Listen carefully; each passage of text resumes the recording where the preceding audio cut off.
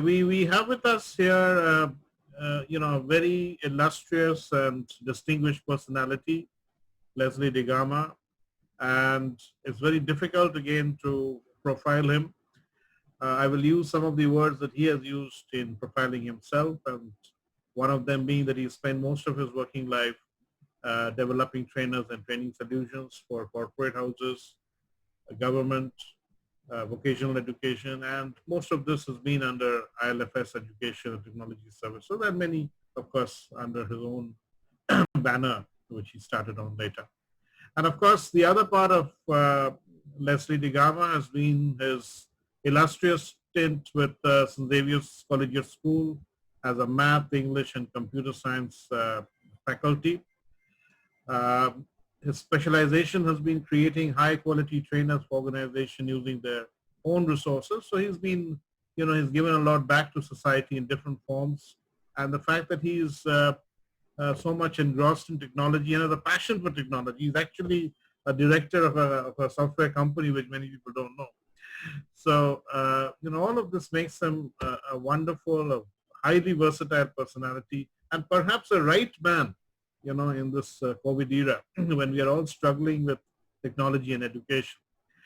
Okay, a warm welcome to you, Leslie. A small effort by Knowgen, our organization, which we just got incorporated in 2016, and we never quite managed to get it going, but thanks Almighty, we are slowly getting back on track. Right, so give us your assessment about how we have done so far. How would you grade us as thank you sector? Thank you, Rajib. I must correct you. I'm a learning and development consultant now, and I am not a director with the company, though I am a full-time consultant with them. Okay. But it's a company that I was part of when we started it, and then it's now part of a very large organization, worldwide organization. Okay, so great. I think how we've done is very interesting. One of the things is what we've done and then how we've done it.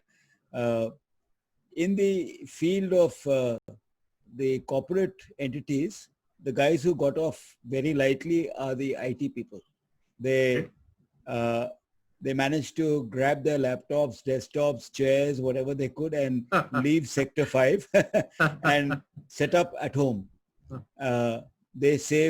My guys saved about 2.5, 3 hours of traveling a day, and that's been put to very good use. I think most of these people who are working from home are also learning from home. They're also learning a lot of hobbies. They're doing baking. A lot of people are doing baking. It comes up on Facebook fairly often. Right. So much needed social skills. They're learning cooking. Some of my people are learning sewing and embroidery and mandala making, and I mean, there's a whole list. Okay. And what's really important is that people have taken to this entire process very comfortably, mainly because they're at home, and home is a comfort place. You've got hot meals being served instead of scavenging off the little shacks on Sector 5. You've got, you can actually dress in your pajamas from the waist down. And you Except can also... Anand Mahendra got caught though. No, whatever. A lot of people have got caught, but it's okay. People expect that. And if, suddenly a little kid comes in and says hello from the back, that is also being accepted. Absolutely. It's office invading your home and the home fighting back. So I think it's perfectly workable. It's working well. And I don't want to get into the medical part of COVID. I don't want to get into the numbers and the statistics and the governmental behavior, whether it's apathy or whether it's proactiveness. I think this is something nobody had a clue about. Nobody has been able to take care of it. I think governments are trying really hard. Yes. But from the world of work, I said the IT professionals have worked out well. Education is actually getting onto track as they're slowly understanding what is important and what is not important in online teaching. Some of the device companies, the laptops and the desktops and the tablets and the phablets are actually selling quite well. Yes. Uh, Amazon is back in action, Right. mainly because people realize this is going to be normalized over a period of time. They're going to have to use electronic means of communication. Yes. What I really wanted to say, Rajiv, in this particular case is even in these far-flung districts and all, which we are always crying about, people now have access. Absolutely. So Yes. I think this whole COVID-19 has created a new level of access, and people are now able to learn anything they want, anywhere they want, from any university in the world. So many universities, libraries, Udemy, Coursera have made all their courses free. True. So a little guy sitting in a small little town in maybe in North Bengal or something, who could never get to your classes, for example, he is now able to access not you, but somebody maybe in North America, Correct. because he has the access. And I think this e-learning has become a great leveler. E-learning has become a great leveler True. as far as learning access is concerned. Even though people talk about the digital divide and all that sort of thing, Yes. Yes. I Yes. think I think people have access to mobile phones, and those smartphones are everywhere. And so they're using the smartphones smartly. Some of them are learning, some of them are playing games, but eventually they're getting a lot of value out of it. Right. Right. You were talking about the digital divide, and that is exactly what I was going to come to. We have we are an argumentative country. We've had a novel written by a Nobel laureate on that. So, very practically, where do we stand? I mean, do you really think that, getting the right kind of equipment, uh, having a Wi-Fi connection at home, do you really think that can be a challenge for a lot of people, and they might just be denied this form of education? Is that So a concern? I think we are fairly cheap as far as connectivity is concerned. It's not unaffordable. And In I fact, did a small... we are among the cheapest in the world, perhaps now. Absolutely. And Yeah. I did a small back of envelope calculation, and I realized I'm saving about 10,000 rupees a month on my car. and I'm spending maybe 1,000 rupees a month on my Wi-Fi. Right. So I'm actually earning 9,000 rupees by using my Wi-Fi. Absolutely. So I would say that just the cost of travel, the cost of incidentals, medical costs, because you're traveling, you're getting colds, coughs, all these sort of things. That's all come down tremendously. Eating food from the roadside, that's come down tremendously. True. And so if people take that into consideration, then they will find that buying digital equipment or buying internet packages or whatever else it is, I mean, it's much, much cheaper and much more, I would say, useful than the kind of learning they've been doing all this time. People don't need to go to school. School comes to them.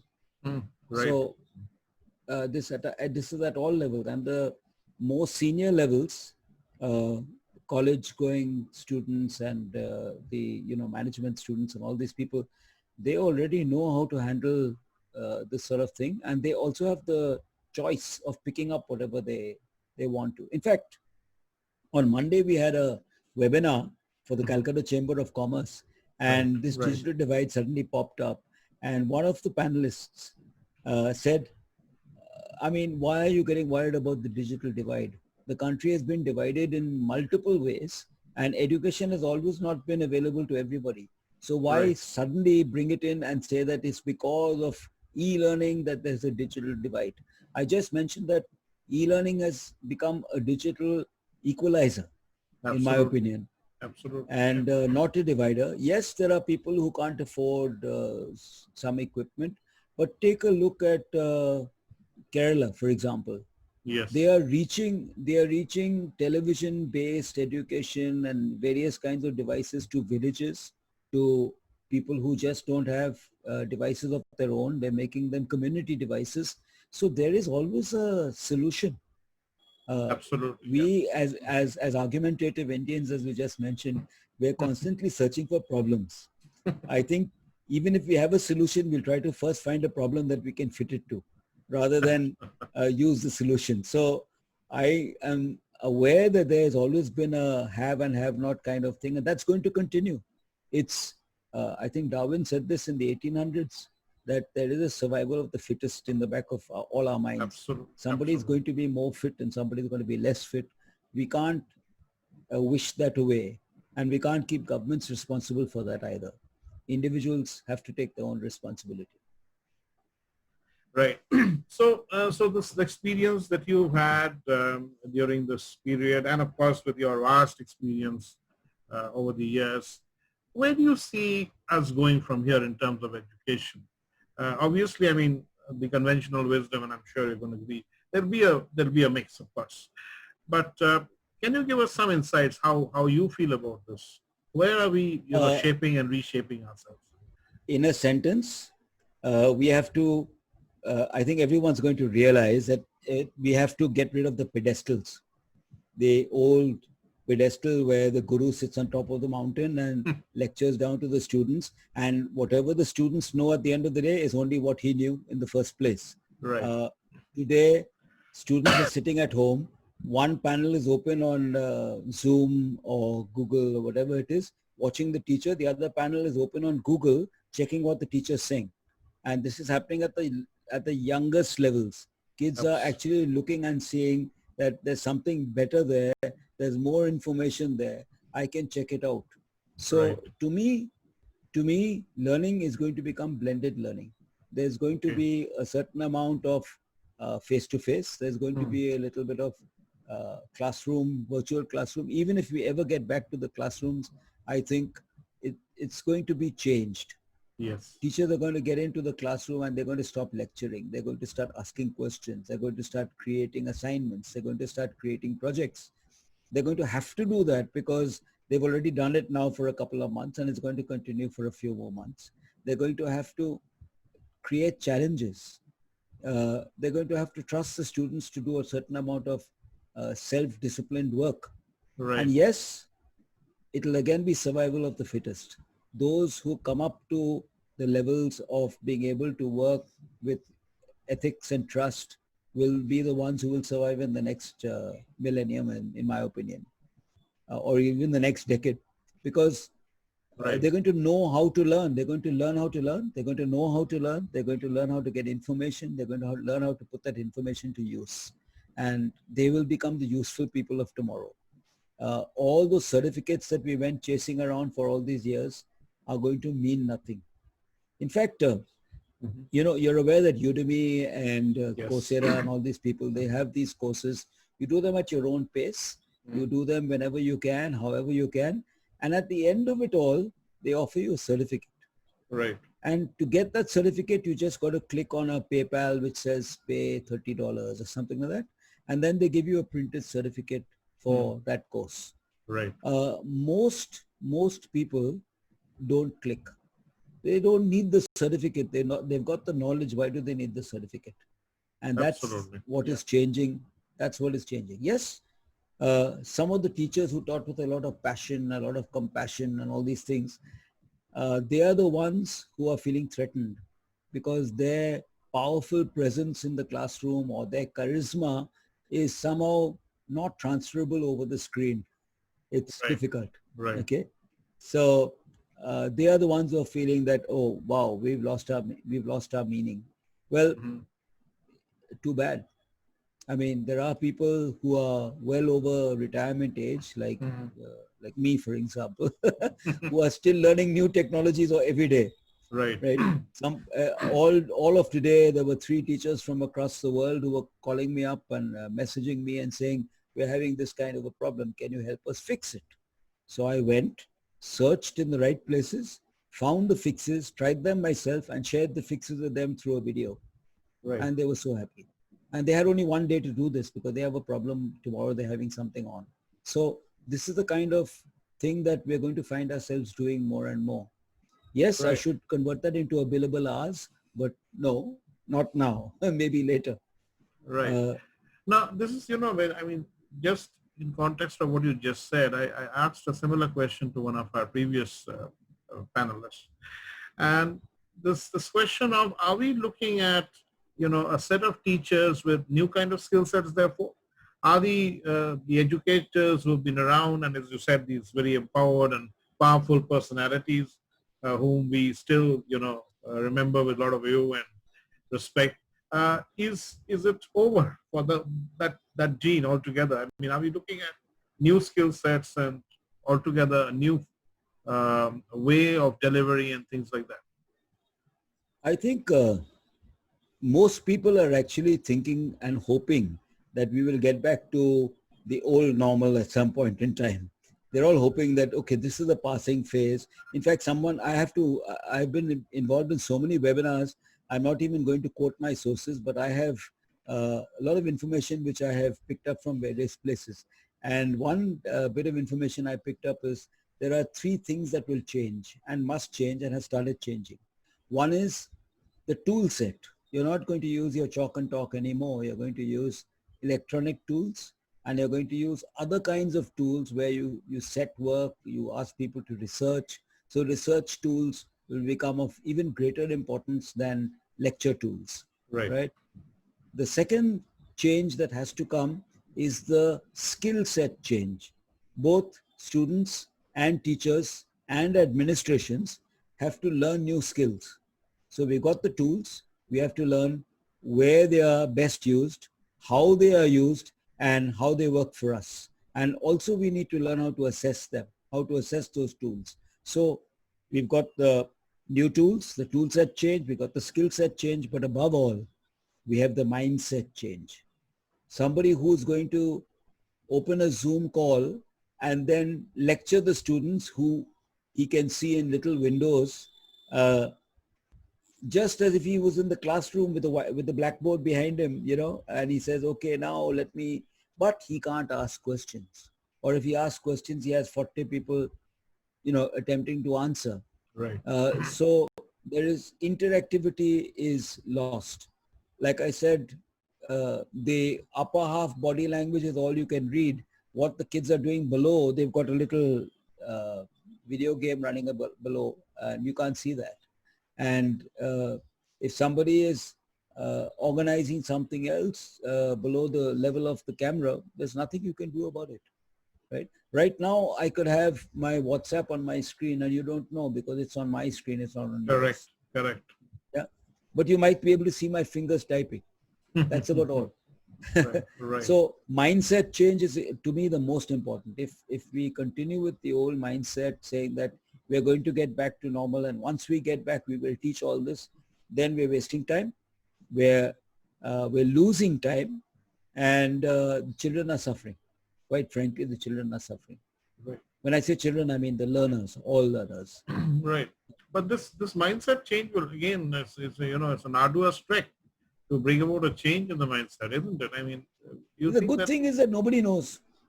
Nobody knows how to go about it because we were all hit by COVID at the same time across the Right. world. Right. Nobody had a chance to reinvent the wheel. Nobody had a chance to look at education. People Yes. are trying out little things and they say, this works for me. Somebody else says, well, something else works for me. So the mindset change that has to come has to be involving the lifestyle change. It's what I'm not allowed to do. It's like, Rajiv, if I lose a leg, I can't run tomorrow's races, right? Right. I have to think of what can I then do without that leg. That's going to be my question. Okay. Absolutely. If I Absolutely. break an arm, I can't write. I've got to learn to either type with my other hand or learn to write with my other hand or learn to speak into one of these devices that can translate my voice into words. Right. Right. So Right. that's the mindset change. It's forced on us. I don't think anyone has a choice. Nobody can step back and say, okay, I've decided I'm not going to earn anymore because of COVID. You have to think of something else. There's got to be another way. Absolutely. Yeah. Absolutely. Yeah. Uh, generally speaking, I mean, I'll again go back to that first question, which you have kind of Avoided. avoided. and Yeah. and that is, how have we responded? I mean, to be very honest, in a scale of 1 to 10, I mean, I'm not going to, get into that government and Okay, so I private have to issue. ask you to define the word we. Who's we? We meaning, okay, I mean, I'm kind of you can say a sideline educator, but nevertheless, I mean, educators as a whole, the Okay, so we're yeah, talking about education. and There the are and the various. and the administrative segment, the So there are stakeholders. various segments in the education spectrum, as far Right, as I'm aware, right, right. and I think different people have tried to work out their own. So most of the, I would call these schools privileged schools. Most of the privileged schools have Yes, immediately sent out messages to all their students and parents that you need to have at least a smartphone, if not a tablet, but mm, preferably a laptop or a desktop with a camera and a microphone so right, that we can start taking classes. Okay. I right. think the visual medium, talking to the students, is the most important thing. Uh, Yes, the educators have to develop a connect, right? yes, And yes. that's important because you can't connect over email. You Right, can do a lot of things over email, but you can't connect uh, directly. So this right. connect has to come. Mhm. I think many schools have done this. Many schools have jumped into using Zoom. And then, Mhm. of course, there was a big scare about using Zoom. So people have shifted and moved and whatever. I know Yes, schools that have gone through whole cycles of different technologies. So that is the tool set. They yes. experimented with different tool sets. And Right. for each tool set, they had to teach a new skill set to the teachers. Some teachers Absolutely. were not very happy about it, but then Mm-hmm. they need to keep their jobs. Some teachers were okay. Let's give it a try. Let's take a bash. Let's make the mistakes. Okay. Some parents were, oh, now we can see what's happening in the classroom. Some parents were, thank God something's happening. Okay. So I think responding has been a very interesting concept. I think Somebody was the telling me some parents are attending on behalf of oh the yeah, kids. we call them helicopter parents. So helicopter parents have a device like you have in your ears. One is stuck into the child's ear, the other is stuck into the mother's ear, and she's Okay. staying just outside the frame. And all these things have happened. Okay. But now they're finding it difficult. Parents have to go back to work, right? Parents have Yes. to do the whatever housework they're doing. They can't Mhm. sit for several hours with the child. So now Right. they've realized things are okay, it's working, so I don't need to be here. And Right. Right. I think schools are getting unnecessarily worried about this.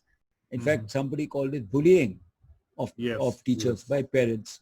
Now, that's Hmm. fine. I mean, it will sort itself out. I'm a firm believer that things do sort themselves out over a period of time. Can you Yes. imagine a mother spending half a day sitting at the side of her child? It's going to be something that she cannot sustain. Absolutely. So at Yes. some point in time, she's going to take a break and say, okay, beta, you carry on. I'm just going to check on the curry, which is on the stove. She spends 15 minutes there, comes back and say, beta, everything is okay. And beta says, yes, okay. And then she goes back again. That's fine. That's going to happen. Okay. Yes. Yes. Uh, Somebody asked me the other day saying that her son was on Instagram when he was supposed to be listening to the teacher. Can you talk to him? So I casually had a chat with him, nothing about Instagram, and I asked him about which teachers he likes and which teachers he doesn't like. And he said there's some people who are so challenged by technology that Yes. we just laugh at them. Right. And there are some teachers who are very good and are very comfortable talking to us, you know. Yes. Yes. And I asked him, said, so what happens when there's a really boring? He said there's a teacher, who actually comes and reads the whole textbook, and we Uh-huh. already have the textbook with us. And then after reading the textbook, she says, okay, put a mark in your textbook and we'll take it up again tomorrow. So I said, so what do you do during that period of time? He says, oh, simple. I get onto Instagram and have a chat with my friends. my So my I said, kid you my think, kid tells me there are a few teachers who would spend 30 minutes on attendance and then test. yeah. So that'll happen. That'll happen. So Yeah. what's really interesting then is that students are working out their own formula. So I got back to him and I said, you know, when we were in school, if we had a chemistry class, which is really boring, we held this big chemistry book up in front of us, and we had a small comic book inside it. And we read our comics peacefully and happily.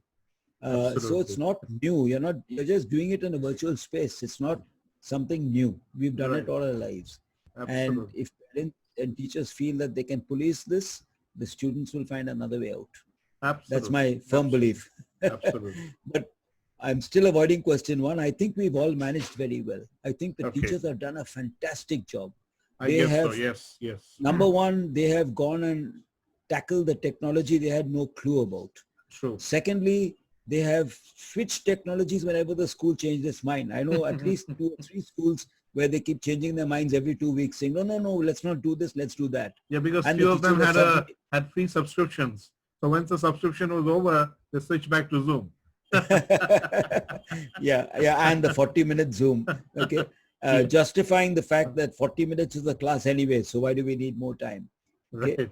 Right. I think teachers have made every effort to try to study, to try to create lesson plans, to put them up on the new media, because earlier they had to write it on a book. Now they're putting it up on the new medium, maybe in Google Classroom or Microsoft Teams or whatever it is. They're using learning management systems. They're able to send project work and assignments to the children, check back on whether it's being done, give assessments. All these things, completely new concept. And what is really important, even today, I advised 3 teachers on what computer to buy, because they realize that buying a computer today is a survival technique. Absolutely. There's no way that they can survive with their mobile phones anymore. They can't see the whole class on their mobile phone. The computers are allowing them to see more people. So I've actually advised them what's the best kind of thing that you should go in for. And they're very happy about it, because I'm looking at it from the educational point of view, not from selling a computer. Right. So that's I think teachers have coped very well. I think the little kids have coped very well. Absolutely. I know a 4-year-old who is really happy to get into class every morning and see his other friends. It's just socializing, because that's what they were doing. Every day they went to school to play football in the break, not to attend class. And today they're stuck in the house. Well, not stuck. I don't want to use the word stuck in the house. They're safe in the house, but they don't have their friends. And this new media is allowing them to invest in friends online at least. Yes, and they can see all of them together also. I mean, absolutely. I have some 50 kids in the club. I'm a very core member of a club. I have 50 kids aged 6 to 12 in my group. We meet once a week. And we do everything from art to singing to whatever they do, dancing. Some of them want to demonstrate their dancing skills. We do a little bit of mathematics. We do a little bit of language games. It's entirely games. And they just spend the first 5 minutes just saying hello to each other. Then they spend time in between on the chat, appreciating each other. And that's something that has not happened in our classrooms in a long time. Absolutely. They actually say, oh, wow, that was a lovely song.